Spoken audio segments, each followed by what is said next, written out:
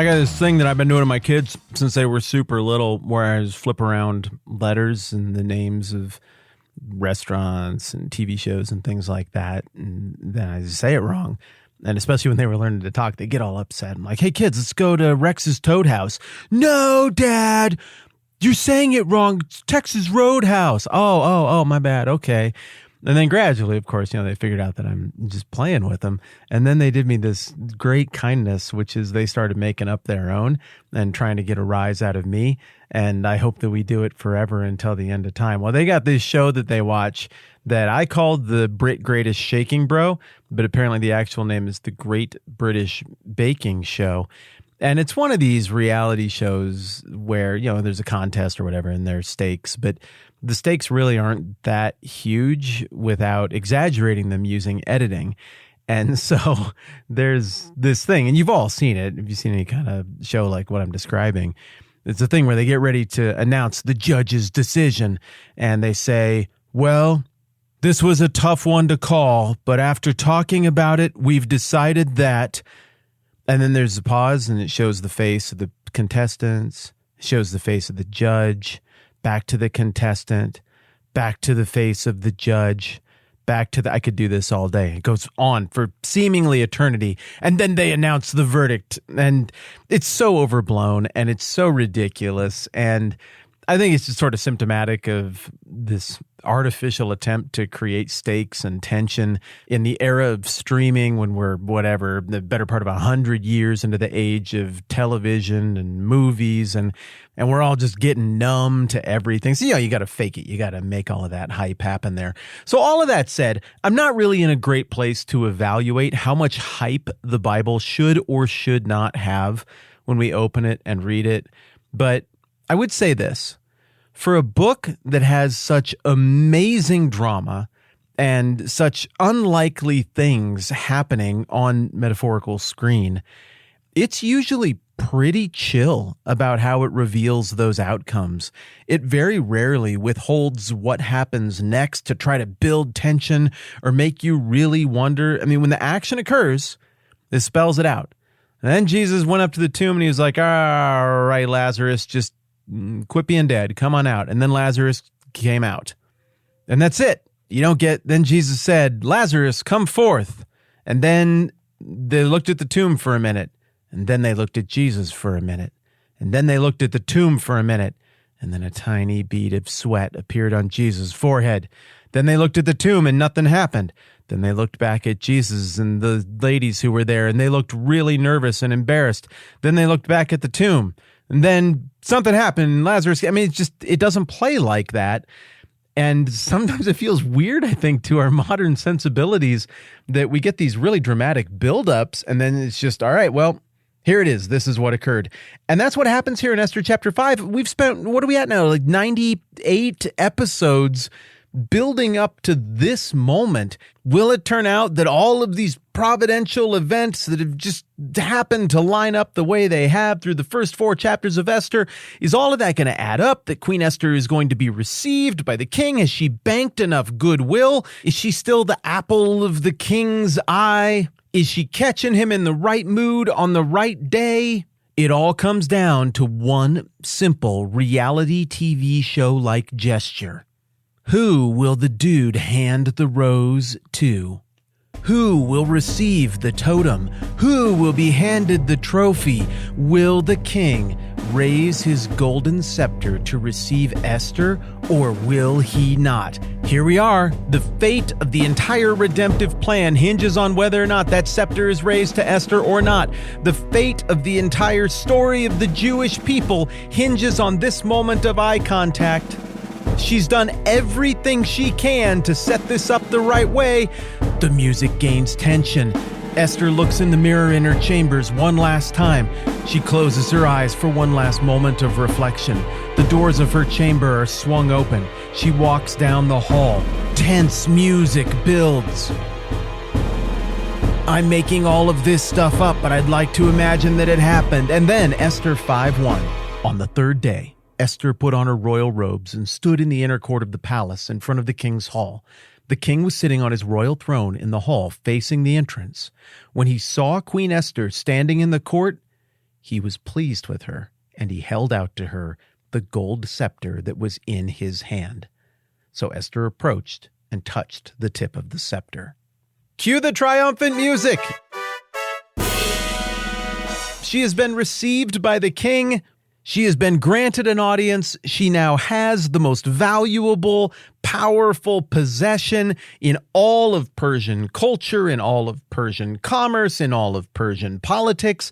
She has a captive audience with the King of Kings. But really, I mean, you got to admit, it was just a few simple sentences and all of the tension. Well, it's not all resolved, but certainly it feels to the attentive reader like, okay, well, if she can just talk to him, she's going to find a way to get this thing worked out. We've at least cleared the first great, big, gigantic hurdle in this whole thing. And I do think this scene is just remarkable. I mean, imagine what this young lady is feeling as she makes her way into this space. You got to hope that a couple of sympathetic eunuchs are feeding her information about what the morning proceedings have been like in there. Is the king receiving tribute? Is he hearing a case? Is he planning with his council? You know what your workday is like. There are times when you're going to be more agreeable to an interruption than other times, right? There's going to be certain moments where you're like, hey, I cannot break away from this right now. This is miserable, but it's important and I just have to do it. Please, not to interrupt me during these things.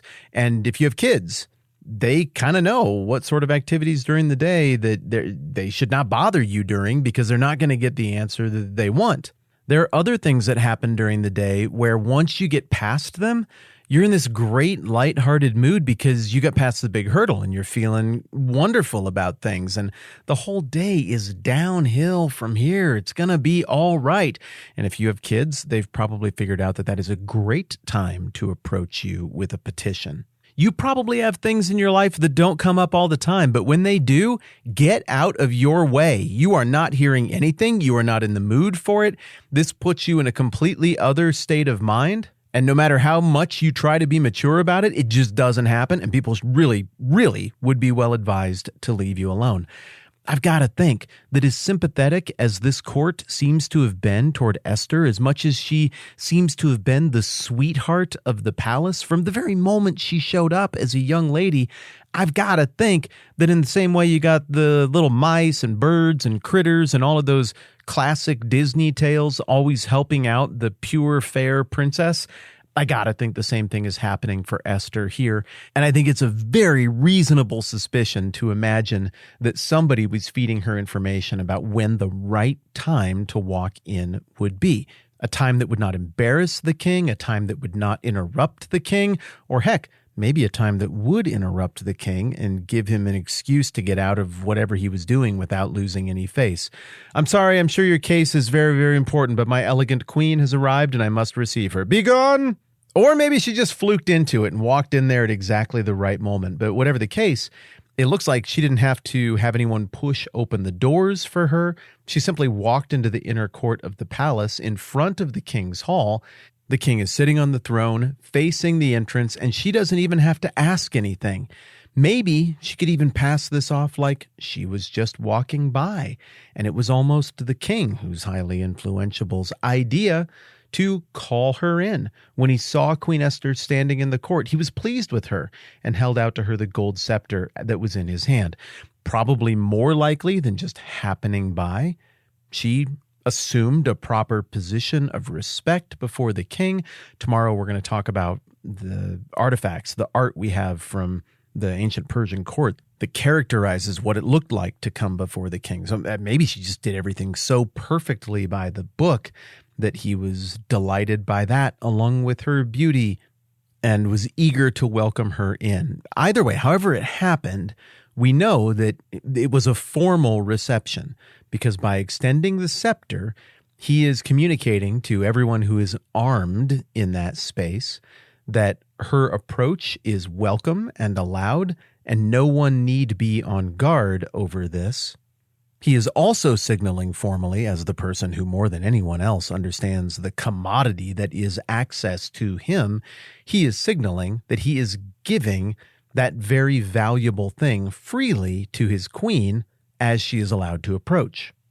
So she approaches, she touches the tip of his scepter, and as we move forward in the text in coming days, we'll talk about what she is going to do with this access that she's gained. How is she going to play her hand in this particular situation? I don't know, maybe I've backdoor sneaky talked myself into thinking that this actually is a really dramatic presentation. Yeah, I guess I'd put it this way. It's not cheap drama like what we get from silly, overhyped reality shows where you have 10 minutes of content and you're trying to fill an hour's worth of time. Instead, I would say this is actual drama that really is paced out very beautifully. And I love the way it leaves just enough room for us to imagine the scene and fill in some of the gaps in our head a little bit. Super fun. All right, tomorrow we're going to do a little bit of archaeology to learn more about what this scene might have looked like. I've got a stack of wonderful music that Jeff Foote has been pumping out for this podcast, including some extended editions of that. I mean, we try to keep it pretty short when we put fun little music at the end, just because we're trying to get you out of here. We know you got stuff to do with your day.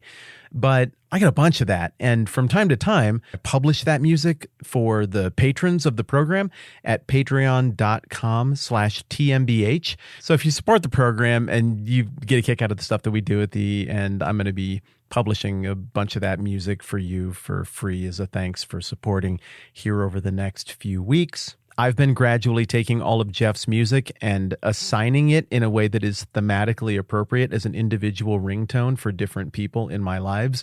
And I think it's really funny and fun. You could do the same if you wanted to. Those of you who support the program through Planning Center, we're just going to send you an email with that stuff as well so that you get everything too. All right, that's it for now. I'm Matt. This is the 10 Minute Bible Hour podcast. Let's do this again soon.